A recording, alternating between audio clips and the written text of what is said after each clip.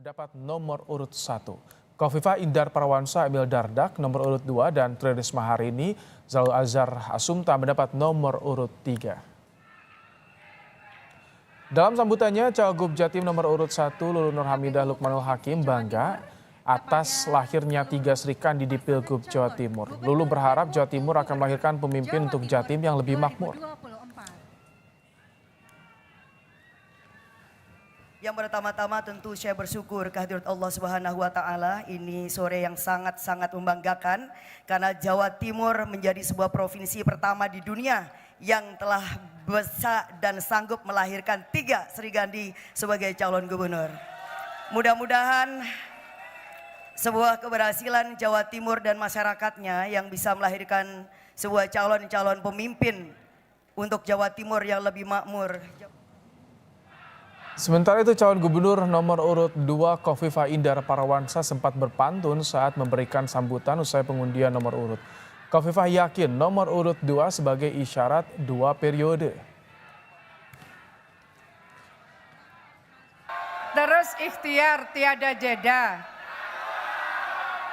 Berikan aksi dan kerja nyata.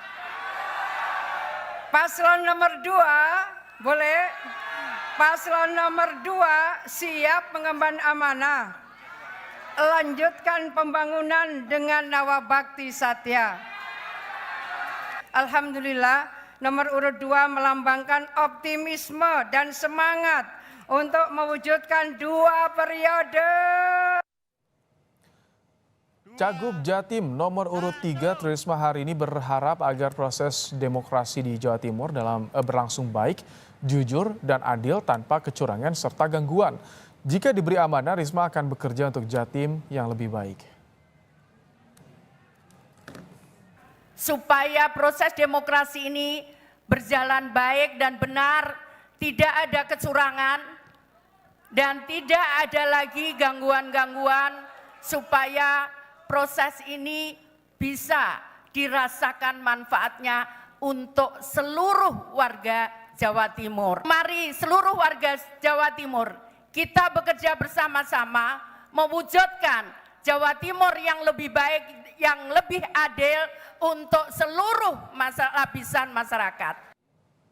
Setelah 3 pasangan calon gubernur wakil gubernur Jawa Timur sudah mengambil nomor urut untuk Pilkada Jatim. Paslon Lulu Nur Hamidah Lukmanul Hakim dapat nomor 1, Khofifah Indar Parawansa dan juga Emil Dardak dapat nomor urut 2, dan Tri Risma hari ini Zalul Azhar Asumta dapat nomor urut 3. Bagaimana masing-masing calon ini akan adu gagasan merebut warga Jawa Timur di Pilkada November nanti.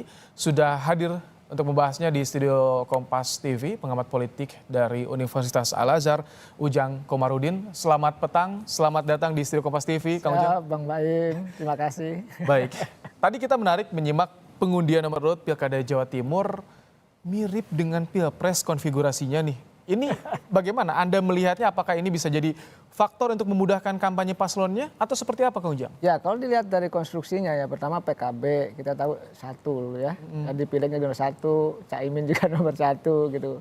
Khofifah yang didukung oleh partai katakanlah Kim ya kan, mayoritas di situ juga nomor 2, Pak Prabowo.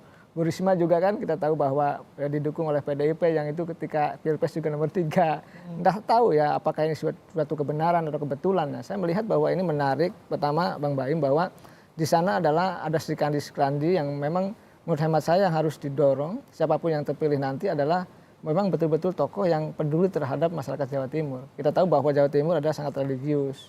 Banyak pesantrennya di sana, bahwa pemilihnya kalangan Nahdliyin juga luar biasa besar. Oleh karena itu ini menurut saya tantangan terbesar adalah bagaimana sebenarnya menciptakan kekuatan kesejahteraan di sana. Nah, kita ini kan musuh kita Bang Baim adalah kebodohan dan kemiskinan. Jadi kita ini banyak masyarakat kita secara umum ya di Republik ini hampir 50% lebih bahkan kita belum lulus SMP. Oke, nah, itu jadi PR juga tentu calon pemimpin yang akan bertarung di Pilkada. Tapi sebelum membahas soal tadi strategi, soal kampanyenya nih. Oke. Itu akan memudahkan tidak dengan nomor urut yang mirip, yang sama dengan Pilpres, konfigurasi parpol pendukungnya juga? Ya, itu menjadi poin yang sebenarnya tadi undian itu menguntungkan ketiganya. Akan memudahkan bagaimana mereka berkampanye. Ini kampanye sudah mau mulai ini 2 hari lagi ya. Kalau nggak salah tanggal 25 hingga tanggal 23 November nanti. Oleh karena itu saya melihat tadi ya keterikatan nomor urut itu dengan yang Pilpres yang lalu ini menjadi sebuah catatan memudahkan mereka berkampanye. Saya melihat begini, pemilih itu kan diingatkan dengan pikiran bawah sadar mereka. Ketika mereka 01, 02, 03, sekarang nomor 1, nomor 2, nomor 3 juga. Dan itu relatif ya, terkait ya dengan Jadi ada Pilpres yang terasosiasi lalu, otomatis gitu Betul. kepada Pilpres kemarin. Iya, mereka itu biasanya begini, sama ketika misalkan dulu Ibu Megawati mengatakan ketika pileg, wah nomor urutnya nggak usah dirubah. Itu kan ingin membangun bawah sadar masyarakat bahwa memilih tidak berubah spanduk, tidak merubah lain-lain. Nah ini sama, kebetulan bahwa yang diundi ya mereka terrelasi ya, terkorelasi dengan tadi nomor urut di Pilpres yang lalu. Oke, nah bicara soal peta kekuatan nih Kang Ujang. Ya. Kalau misalkan ini yang satu DPR, yang satu Mensos, mantan wali kota Surabaya juga, yang satu petahana. Bagaimana peta kekuatannya nanti? Ya, saya melihat begini, semua ada plus minusnya. Tetapi kita bangga kepada partai politik yang sudah menghadirkan 3 serikandi yang punya kualitas dan kapasitas. Baik Mbak Lulu, katakanlah dari DPR, lalu Ibu Risma dari Menteri, dan Bu Khofifa yang incumbent, semuanya punya kualitas. Semuanya punya kapabilitas. Dan semuanya menurut saya punya latar belakang pengalaman politik.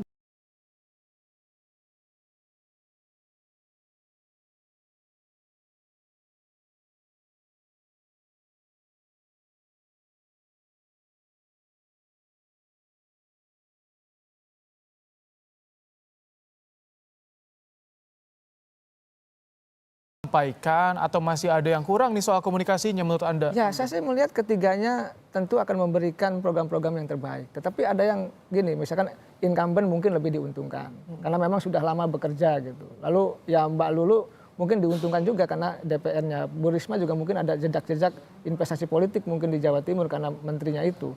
Ya saya melihat bahwa ya tergantung nanti masyarakat Jawa Timur dalam konteks 2 bulan ke depan ya. Bagaimana sebenarnya kontribusi besar ketiganya dalam konteks bukan hanya memberikan visi misi, bukan hanya program, tetapi juga betul-betul mereka menyapa langsung door to door dari pintu ke pintu untuk bisa meyakinkan bahwa mereka lah yang layak untuk bisa dipilih menjadi calon gubernur dan wakil gubernur.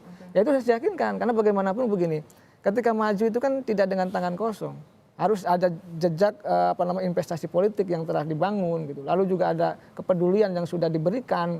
Lalu juga misalkan ada kampanye apa yang harus bisa direalisasikan ke depan. Ini menjadi catatan-catatan menurut hemat saya yang harus dilakukan oleh ketiga kandidat tersebut kalau ingin ya menang di salah satu pasangan itu begitu. Yang jadi magnet di Jawa Timur apa sih? Karena kan selama ini perebutan Nahdliyin, warga Nahdliyin yang disorot nih untuk Pilkada Jawa Timur. Untuk tahun ini bagaimana? Ya, ada memang logika pemilih begini. Kalangan Nahdliyin biasanya memang yang tadi yang rasional, dia memilih berdasarkan independensi. Ya ada yang independen memilih ya karena kepentingan pribadi memilih. Tetapi ada juga yang kalau dalam bahasa saya sami'na wa ata'na. Kami mendengar dan kami taat, biasanya mengikut keinginan dari Pak Kiainya gitu. Itu kan karena kalangan santri mengikuti itu budaya Nahdliyin yang hari ini masih ada gitu. Kalau Kiainya memilih kandidat A ya santrinya juga kemungkinan A. Tetapi kalau kita lihat konfigurasi yang ada saat ini tadi ada 2 kemungkinan. Banyak juga yang independen, yang kalangan Nahdliyin terdidik, ya mereka memilih independen, memilih berdasarkan keyakinannya, rasionalitasnya, visi misinya, gagasannya. Tetapi tidak sedikit juga yang tadi kalangan Nahdliyin yang kelas bawah itu, kalangan santri yang mengikuti apa yang menjadi. Tapi di 3 paslon ini Nahdliyin tersebar di 3-3-nya ada. Ini yang menarik di perebutannya nih. Betul. Oleh karena itu saya melihat tadi seberapa besar, seberapa banyak intensitas hubungan itu yang dibangun sejak lama dari ketiganya itu. Siapa yang tadi lama membantu, lama berhubungan baik, ya lama sudah katakanlah berjejaring ya dengan kalangan Nahdliyin kelas bawah, ya itulah yang mungkin akan menjadi pertimbangan bagi pemilih untuk memilih salah satu di antara mereka itu. Kalau peta kekuatan berdasarkan basis wilayah kita kenal di Jawa Timur ada Are, Mataraman, Tapal Kuda, Madura, itu berbasis-basis wilayah yang itu perebutannya nanti bagaimana kira-kira akan sengit tidak Kang Ujang? Ya pasti, setiap wilayah punya karakteristik sendiri dan biasanya terikatan dari kekeluargaan, terikatan kelahiran, keterikatan ormas gitu, keterikatan misalkan berbasis kepada ikatan pesantren itu menjadi penting. Tapi saya bicara secara umum saja bahwa tadi bagaimana sebenarnya basis-basis kekuatan itu didekati ya kalau bahasa saya secara langsung, tidak menggunakan cara-cara misalkan menggunakan pihak lain atau menggunakan relawan dan lain sebagainya, tapi harus langsung betul-betul terjun sehingga apa? Sehingga mereka merasa peduli didatangi. Ini sebenarnya yang menjadi penting dalam catatan pilkada karena mereka kenapa yang datangnya yang mewakili dan sebagainya. Oleh karena itu saya melihat dalam konstruksi peta kekuatan wilayah Jawa Timur itu adalah menurut saya tetap saja daerah manapun harus dikunjungi, harus didatangi dengan waktu yang sempit tersebut. Oke, ada 2 hari menjelang kampanye, itu waktunya bagi warga Jawa Timur karena sudah ada nomor urutnya untuk menyerap visi misi program masing-masing calon. Terima kasih Kang Ujang untuk pandangannya di program Kompas Petang sore hari ini. Sama-sama Bang Baik.